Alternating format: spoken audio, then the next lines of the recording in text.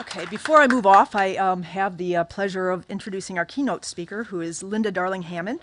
She is a professor of education at Stanford. She launched the Stanford Center for Opportunity Policy and Education in the School Redesign Network. And she's the faculty sponsor for this Stanford Teacher Education Program. Most importantly, for those of you who are, follow education policy, she's one of the most important people in the country thinking about these areas. So it's really our pleasure and honor to have Linda here today. Thank you.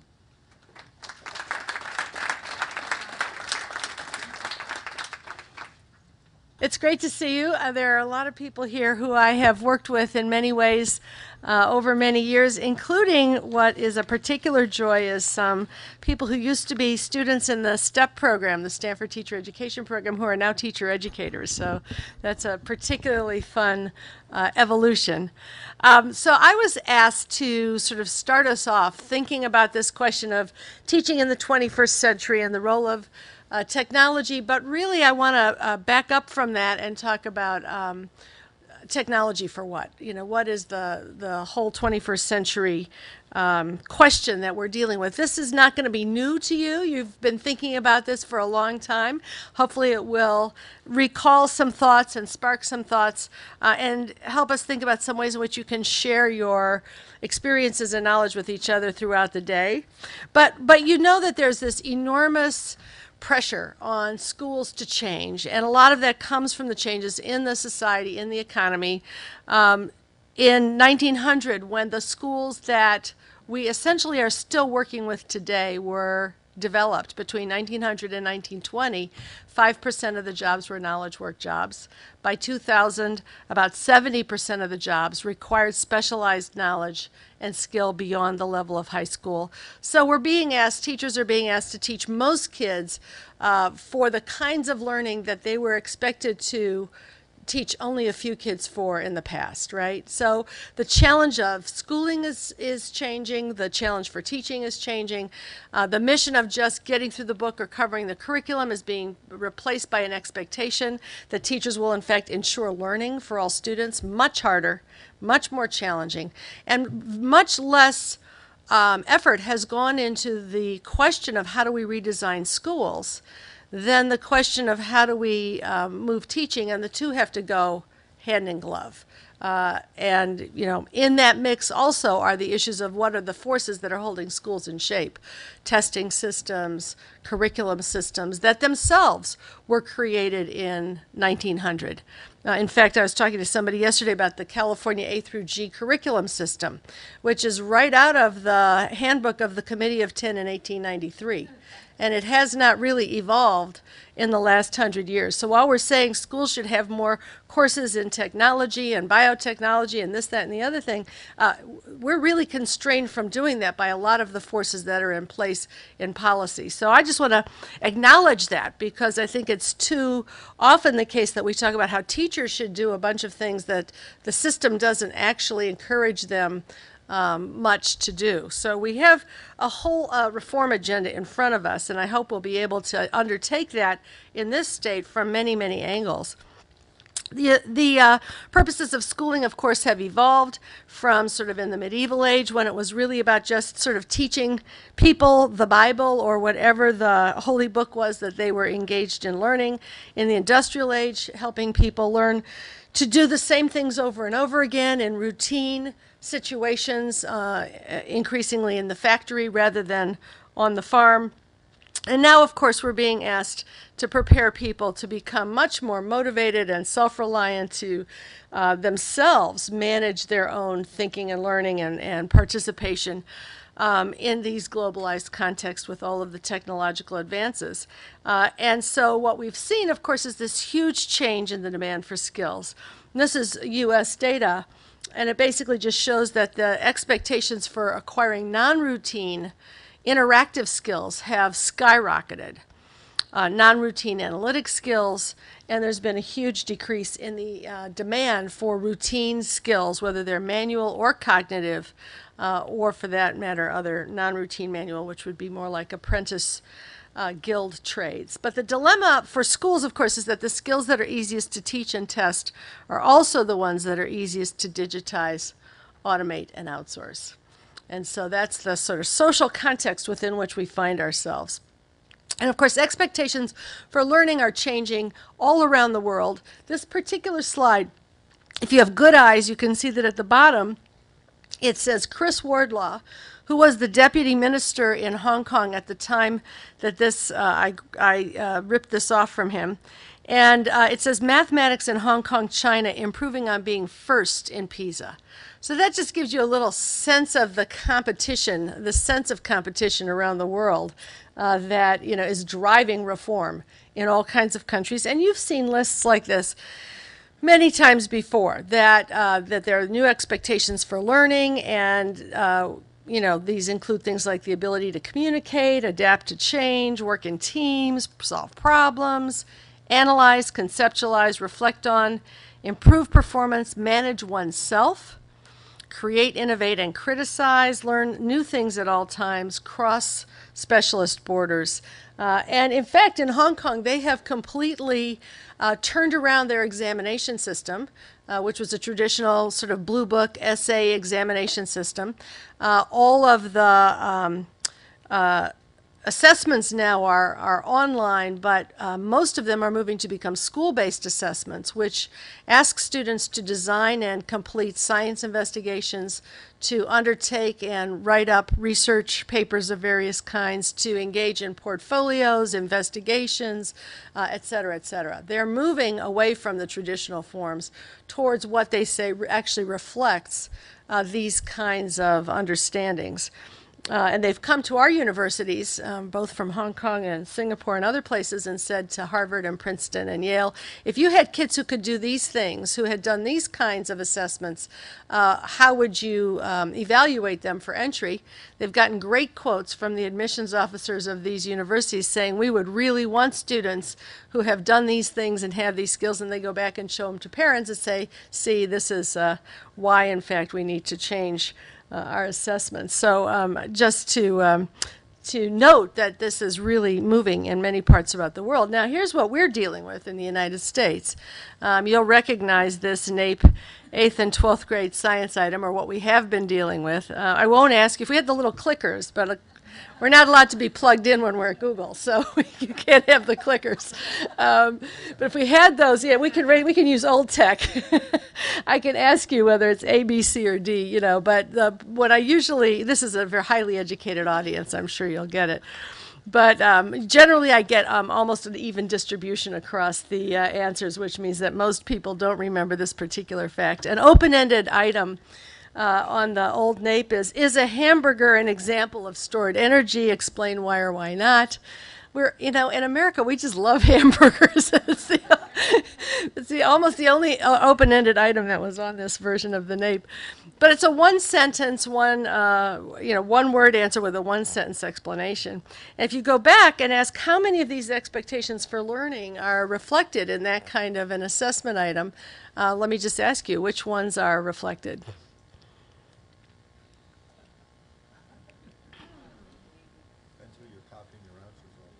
Depends on the ability to work in teams. You could have the ability to work in teams if you're cheating, right? And in fact, in this country, we often think of working in teams as cheating, right? Somebody once said that you have to manage yourself to get through the test. So that's another thing. There might be a little bit of communication there on that sentence about the hamburger. Right. So, but let me just say, things are beginning to move. And here's an item from the new NAEP, 8th grade computer-based simulation task. So, in fact, the expectations are beginning to change. In this particular item, students are supposed to do a little investigation, going online, evaluating data to figure out why scientists use helium gas balloons to explore outer space. They go into a simulated World Wide Web and they evaluate that question. They also then have a hands-on task to engage in which they have to design, conduct, and evaluate a scientific investigation related to this question, after which they then answer how do different amounts of helium affect the altitude of a helium balloon. Support your answer with what you saw when you experimented. So we're finally seeing some of the constraints around teaching begin to potentially evolve. But now teachers are going to be faced with these kinds of items, with kids who have not used technology very much, may not know how to search the World Wide Web to evaluate and come up with answers or conduct hands-on experiments, and they're going to have to move very quickly. I would just add to this that there are, as you know, 40-some states that have adopted the Common Core standards. There are 2 assessment consortia. California has just joined the Smarter Balance Consortium. There's also one called PARC, Partnership for Assessment something something,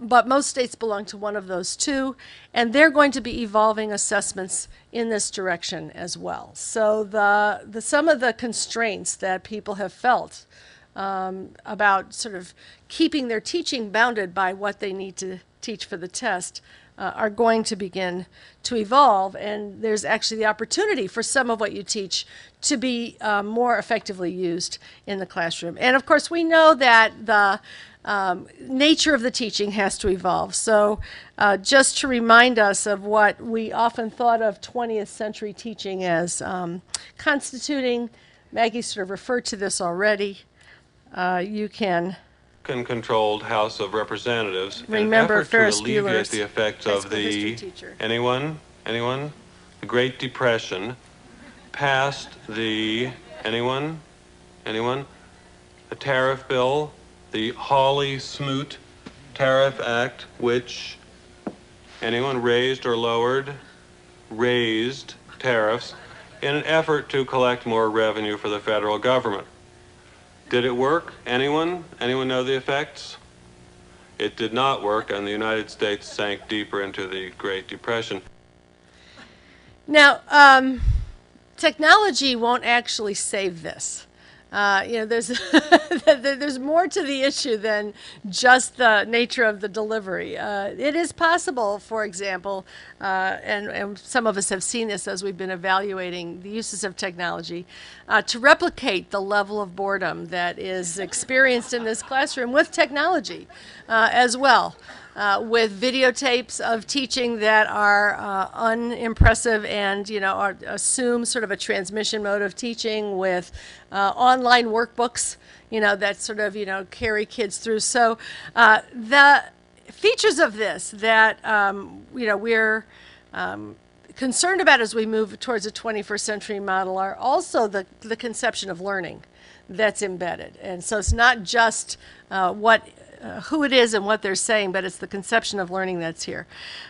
So we want to think a little bit about what it is that we're aiming toward, and I'm going to ask my friend here in the back to, before you start it, let me just set this up a little bit. This is a classroom of a teacher that you're going to talk to later, and many of you already know, Esther Wojcicki. Where is Esther? There she is. You're going to see a little bit of what Esther's been doing at Palo Alto High School with 2 of her colleagues in a journalism program that once was, at one time, a single class and is now more than 550 students every year engaged in journalism. And what I want you to look at in this context is both the way that technology is used, but also the way that teaching and learning are set up and conducted, and we're going to talk a little about that when we finish.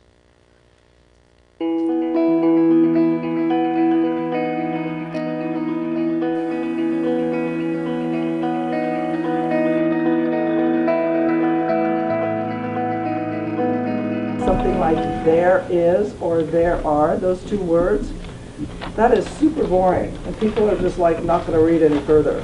So you have to make interesting leads. We're just going to follow up on our WikiLeaks thing by getting to small groups and then discussing whether or not we would publish information under certain circumstances. So we're just going to basically do the first part. You don't have to worry about the second and third part. I feel the same way about WikiLeaks, that we should only publish information if it actually has some kind of meaning. It's not our job to look in the future. We report news. Exactly, we report. It's not our job to screen what's worth. No, we report news. We do Look, not. you guys, I'm playing devil's advocate. Kind of respected your ideas about not writing about what you found in the files, but the fact that you could access the stuff is an issue. The fact that a student was able to, it's a possible story. For me as an advisor versus a teacher, when I'm a teacher, I'm used to standing there and lecturing, right? and I tell you to get out 2 colors of highlighters and a pen and to do it this way. I test you on what I've decided you need to know. You regurgitate to me or interpret for me as a teacher what I want. I drive the content. You consume the content. I mean, obviously it's student directed and and a whole lot of other good teacher stuff, but it looks like a teacher model. When I walk into Viking, I often park my butt in my chair over there and I watch my editors run things. How train is like downtown, and I don't know, like they made Elizabeth. Into this really cool like wilderness thing for the for the NFL is currently going through a lockout. Hi, I'm Rachel Mavis, and I'm an editor of the Campanile. Before I went into Campanile, I guess I just thought of it as you're just gonna be writing a ton of stories, like reviews and like maybe some news stories. Like you can basically like that's basically all I'm gonna be doing on Campy. And then when I actually got on, I realized that a huge part of it is actually just putting the paper together. It's the like working on the page and like really making a product and working together with the staff. Since our first class, we've all grown so much, and when we leave, you better keep in touch. As I move on and leave the 12th grade, I'll never forget the Campy friends that I've made. I hate to be cheesy, but I know that it's true, because Campy's more than a class, it's my family too.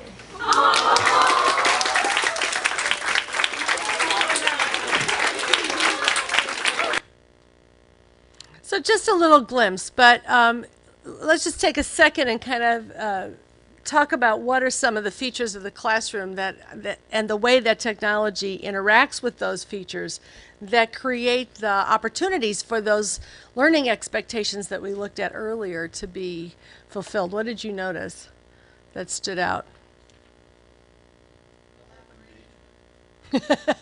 Something about engagement, a lot of collaboration. Student directed. Students are managing their work, working to a standard. What do you think that's doing to the quality of their work? Yeah. Yeah. Yes. Challenging ideas and assumptions.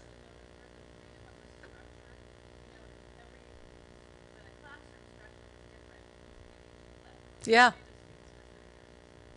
Yeah. So as the work changed, as what they needed to do changed, the classroom structure followed the work rather than the work fitting into the classroom structure. Yeah. Ownership, huge. Yeah. Anything else?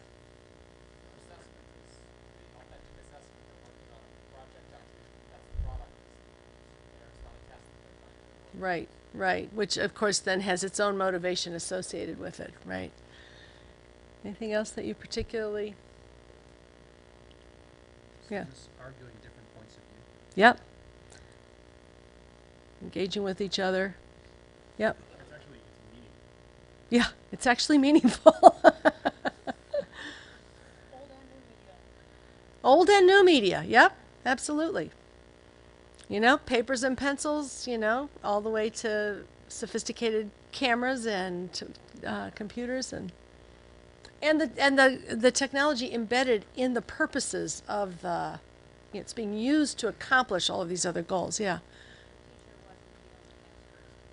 There were lots of experts in that room. Absolutely. So the teacher was deliberately enabling the students to become the experts. Just different perspective, very heterogeneous group of students, still very traditional classroom.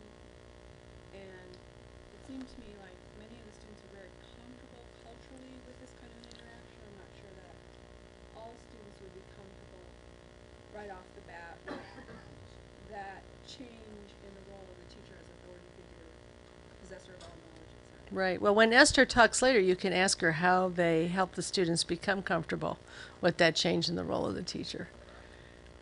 So you'll have that opportunity, yeah. It's hard to get a sense for content. What's the content? Yeah. So you can ask Esther about that later. But as a former English teacher, and having been in this classroom and talking to Esther and seeing what comes of it, to the extent that we, belabor kids over the 5-paragraph essay and try to get their writing skills up, this is, yeah. So, what was interesting to me was the gentleman who said that the story isn't what you saw in a certain set of files, but the fact that you were able to access them. Is that sort of nuance? Yeah. So, in the reporting itself, how does content play out in the reporting Yeah. as opposed to writing as a piece of Great. Well, we're setting you up, as you can answer all these questions later on. The other thing that I thought was interesting was the teacher who was basically explicating the difference between her traditional role and the role that she needs to take in this classroom. And that's, as teacher educators, part of what we have to help people explicitly think about is the conceptions that they have of the role of the teacher, that they bring from having watched lots of teachers, the apprenticeship of observation that Dan Lordy talked about. We've all sat in classrooms for 20 years or something, looking at what teaching is. We have deeply embedded ideas about what teaching is and what the role of the teacher is that we bring, which as teacher educators, I know you've thought about, how do we jostle that? How do we unseat those assumptions and help people examine and explore alternative assumptions about what they might do? And it was very useful, I think, to see the teacher articulating, this is how I conceptualize the role of the teacher in this context, and here's how I'm conceptualizing it in this context. One could explore lots of ways of conceptualizing it, but I think one of the challenges in teacher education is to bring that to the table and to have people explicitly deal with their assumptions about the role of the teacher, about the role of the students, and about how you enable students to take on these other roles. And as Kelly said earlier, that you might need to actually help students take on other roles because they've also had an apprenticeship of observation. They've had a set of experiences that tell them this is what it means to be in school. This is what it means to be in a classroom. So we've got to kind of explicitly address those two sets of assumptions as we're trying to move towards schooling and learning experiences that are substantially different from what people have had experience with before. So I'm actually quoting from some of you who sent different essays and so on in for this seminar as to what some of the challenges are for teacher education. One of you said that teachers often teach as they were taught, which has traditionally been very teacher-focused, with the instructor attempting to disseminate knowledge to his or her students. So that's one of our challenges that I've just mentioned. Another challenge that one of you called out was that one of the biggest challenges I see is convincing teachers to use the tools to really change the ways they teach rather than simply appropriate the technology into existing models of teaching. And I think when you think about the way that we've thought about technology acquisition, even those of you who have had to address the standards of the California Commission on Teacher Credentialing, how many of you have had to worry about the accreditation standards? The early standards had nothing to do with transforming the model of teaching. It was, were you giving students experience in, learning to use PowerPoint or email? I remember when there was a time when they just wanted to know, are we teaching students how to engage in email? I don't know if that's changed. Has it changed in the CCTC guidelines? But the image has not necessarily been how does teacher education help teachers transform the way in which teaching and learning occur. It's really been about using technology tools in whatever the model of teaching is that you're accomplishing. So that means pushing beyond the expectations of state agencies and others to move to new models of teaching. And I do hope, frankly, that the context in California will also evolve so that and elsewhere, so that teachers aren't constrained by the curriculum and the assessment system that they're expected to teach within as well. And then sort of owning the challenge, another one of you said that our university teacher education faculty, for the most part, are digital immigrants. They need support to learn about technological innovations and their application to the K-12 classroom. This is our challenge. So it's, of course, also what teacher education faculty are, used to dealing with. And some are very advanced in the use of technology and in thinking about these transformative elements. And you'll have the opportunity, because many of you are in that category, to share what you've been doing with each other to allow each of you to expand your repertoire, but I'm sure that in many cases you're also in contexts where that's not the case for all of your colleagues in terms of a comfort level and an engagement level. And thinking about that problem is also part of what the Institute over these next couple of days is about. So I just want to say a quick word about some of the kinds of strategies that I'm sure will be on the table as you're talking, and to just call out a few of those that can be important. We all know that people will do what they themselves have had the opportunity to engage in. So just as we're told not to lecture about how teachers should engage in cooperative group work,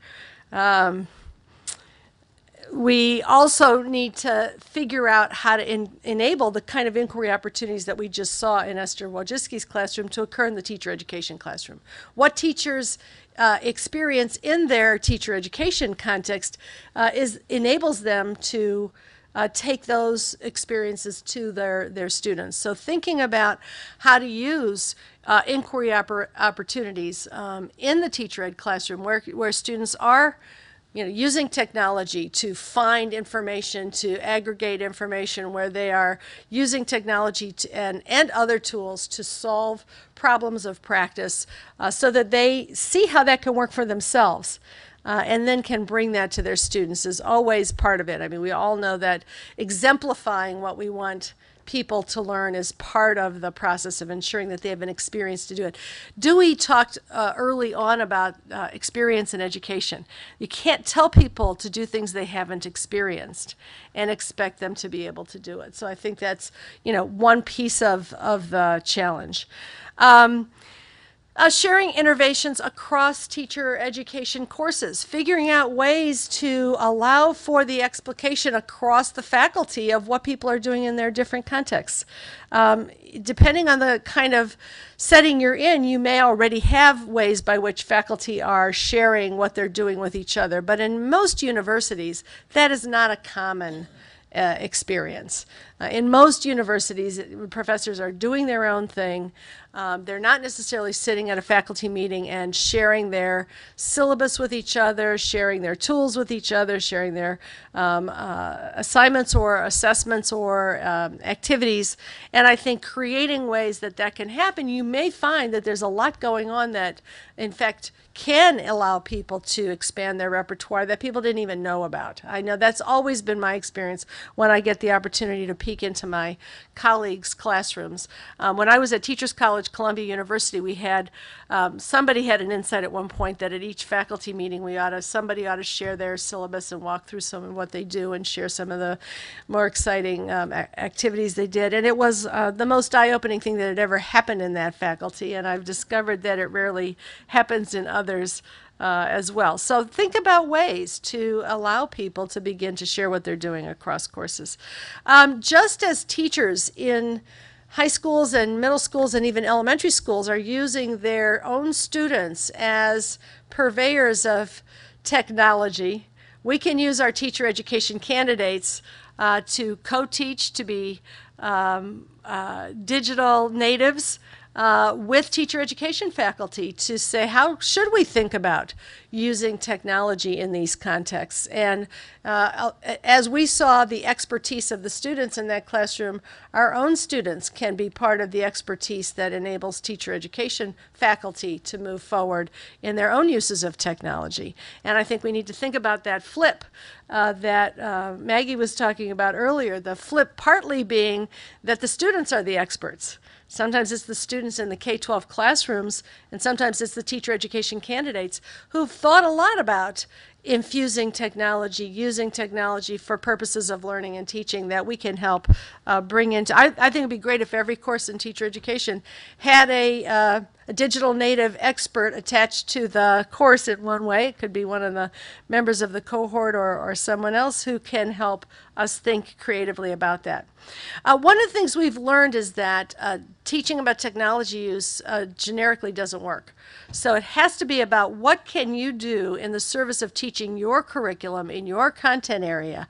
What can you do to infuse the use of technology in productive ways? So making that really part of the content discussion, the curriculum discussion, rather than something off to the side in a technology course that sits over here somewhere, I think is really, really important.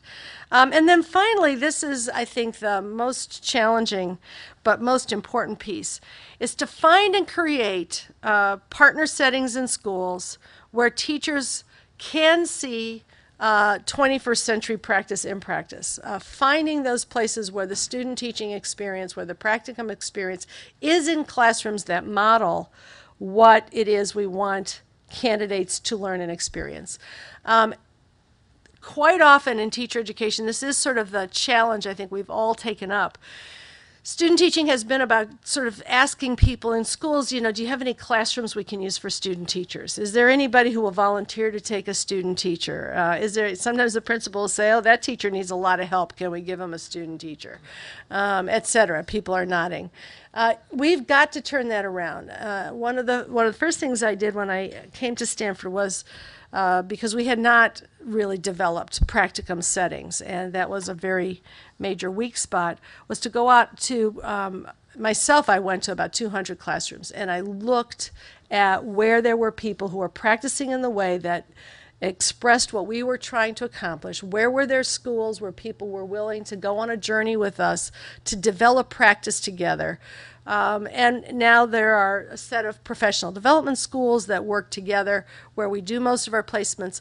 All of the teachers in those schools get access to all of the professional development resources that are available that we can access on the Stanford campus. So when Jasper Ridge, where they do biological, it's a biological preserve, when they invite teachers, all of the teachers from those departments are able to go up there, use a variety of kinds of technology devices to evaluate the setting, bring that back to their departments so that those whole schools get more and more